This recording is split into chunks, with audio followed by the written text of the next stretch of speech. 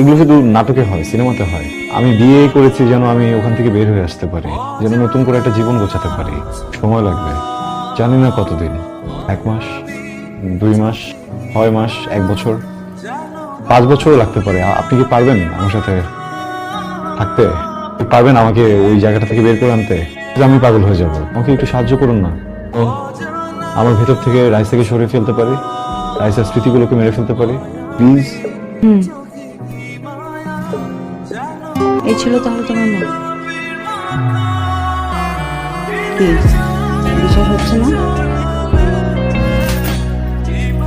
বিশ্বাস হলো? এই থাপ্পড়টা কেন দিলাম জানো? আমার বাবার সাথে বেয়াদবি করার জন্য। আমার ফ্রেন্ডশিপকে না বুঝে প্রেমের প্রপোজাল দেওয়ার জন্য এটা দিলাম। আমি যখন ওকে না বললাম, এটাকে এত ইজিলি মেনে নিয়ে জাস্ট চলে যাওয়ার জন্য আর আমার ভালোবাসাকে না বোঝার জন্য।